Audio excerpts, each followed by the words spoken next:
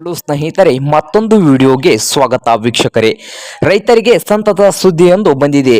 ರೈತರಿಗೆ ಖಾತೆಗೆ 8,000 ರೂಪಾಯಿಯು ದೇಶಾದ್ಯಂತ ರೈತರ ಬ್ಯಾಂಕ್ ಖಾತೆಗೆ ರೂಪಾಯಿ 6,000 ಜಮಾ ಮಾಡುವುದಾಗಿತ್ತು. ಆದರೆ ಕೆಲವು ರಾಜ್ಯಗಳ ಇತ್ತೀಚೆಗೆ ರೈತರ ಸಹಾಯ ಮಾಡಲು ಇಂತಹ ಯೋಜನೆಯನ್ನು ಪರಿಚಯಿಸಿದೆ. ರೈತರಿಗೆ ಬಂಡವಾಳ ನೆರವು ನೀಡಲು ಕೇಂದ್ರ ಸರ್ಕಾರವು ಪ್ರಧಾನಮಂತ್ರಿ ಕಿಸಾನ್ ಸನ್ಮಾನ್ ನಿಧಿ ಯೋಜನೆಯಲ್ಲಿ ಜಾರಿಗೆ ತಂದಿತ್ತು. ದೇಶಾದ್ಯಂತ ರೈತರ ಬ್ಯಾಂಕ್ಗಳ ಖಾತೆಗಳಿಗೆ 6,000 ರೂಪಾಯಿಯು ಜಮಾ ಆಗುತ್ತಿತ್ತು. ಆದರೆ ಕೆಲವು ರಾಜ್ಯಗಳು ಇತ್ತೀಚೆಗೆ ರೈತರ ಸಹಾಯ ಮಾಡಲು ಇಂತಹ ಯೋಜನೆಯನ್ನು ಪರಿಚಯಿಸುತ್ತಿದ್ದಾರೆ. ಅವು ಏನೆಂದ ನೋಡಿಕೊಂಡು ಬರೋಣ. ಇತ್ತೀಚೆಗೆ ರಾಜಸ್ಥಾನ ಸರ್ಕಾರವು ಪ್ರಧಾನಮಂತ್ರಿ ಕಿಸಾನ್ ಸನ್ಮಾನ್ ನಿಧಿಯ ವಿಸ್ತರಣೆಯಾಗಿ ಮುಖ್ಯಮಂತ್ರಿ ಕಿಸಾನ್ ಸನ್ಮಾನ್ ನಿಧಿ ಯೋಜನೆಯನ್ನು ಪ್ರಾರಂಭಿಸಿತು. ಈ ಯೋಜನೆ ಭಾಗವಾಗಿ ಬೆಳೆ ಹೂಡಿಕೆಗಾಗಿ ರೈತರ ಖಾತೆಗೆ ಹಣ ಜಮಾ ಮಾಡಲಾಗುವುದು. ರಾಜಸ್ಥಾನದ ಹೊಸ ಬಿಜೆಪಿ ಸರ್ಕಾರವು ರೈತರಿಗೆ ಬೆಂಬಲಿಸುವ ಉದ್ದೇಶದಿಂದ ಹೊಸ ಯೋಜನೆಗಳನ್ನು ಘೋಷಿಸಿದೆ.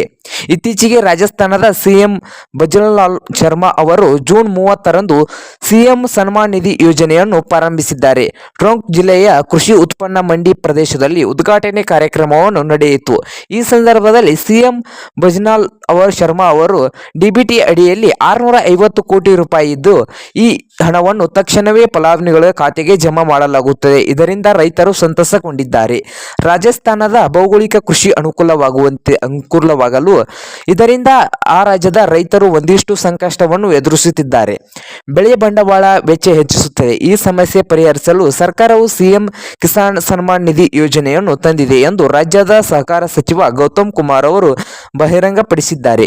ರೈತರಿಗೆ ಆರ್ಥಿಕ ನೆರವನ್ನು ನೀಡಲು ಎಂದು ಈ ಯೋಜನೆಯನ್ನು ರೈತರಿಗೆ ಖಾತೆಗೆ 4 ಕಂತುಗಳಾಗಿ 2,000 ರೂಪಾಯಿ ಸಿಗುತ್ತದೆ. ಪ್ರತಿ ಕಂತಿನಲ್ಲಿ ರೂಪಾಯಿ 500 ಬಿಡುಗಡೆ ಮಾಡಲಾಗುತ್ತದೆ ಎಂದಿದ್ದಾರೆ. ಪಿಎಂ ಕಿಸಾನ್ ಸನ್ಮಾನ್ ನಿಧಿಯ ಫಲಾನುಭವಿಗಳು ಈ ಯೋಜನೆಯನ್ನು ಅರ್ಹರಾಗಿದ್ದಾರೆ. ಇದಕ್ಕಾಗಿ ನಿರ್ದಿಷ್ಟವಾಗಿ ಹೊಂದಿಸಲಾಯಿತು ಅಗತ್ಯವಿಲ್ಲ. ಇಲ್ಲದಿದ್ದರೆ ಪಿಎಂ ಕಿಸಾನ್ ಆಧಾರದ ಕೆವೈಸಿ ಪೂರ್ಣಗೊಳಿಸಬೇಕು. ಪಿಎಂ ಕಿಸಾನ್ ಸನ್ಮಾನ್ ನಿಧಿ ವೆಬ್ಸೈಟ್ಗೆ ಭೇಟಿ ನೀಡುವ ಮೂಲಕ ರೈತರು ತಮ್ಮ ಸ್ಥಿತಿಗಳನ್ನು ಪರಿಶೀಲಿಸಬಹುದು. ಪಿಎಂ ಕಿಸಾನ್ ಸನ್ಮಾನ್ ನಿಧಿಯ ಫಲಾನುಭವಿಗಳಿಗೆ ಈ ಯೋಜನೆಯು ಅರ್ಹವಾಗಿದ್ದು, ಇದಕ್ಕಾಗಿ ನಿರ್ದಿಷ್ಟವಾಗಿ ನೋಂದಾಯಿಸಲು ಅಗತ್ಯವಿಲ್ಲ.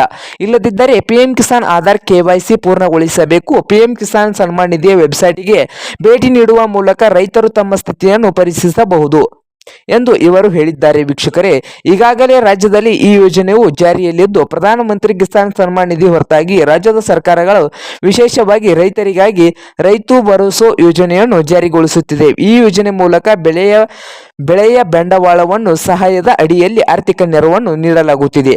ಹಾಗೆ ನಮ್ಮ ಯೂಟ್ಯೂಬ್ ಚಾನಲ್ನ ಸಬ್ಸ್ಕ್ರೈಬ್ ಮಾಡಿಕೊಳ್ಳಿ. ವಿಡಿಯೋ ಇಷ್ಟ ಆದರೆ ಲೈಕ್ ಮಾಡಿ ವೀಕ್ಷಕರೇ.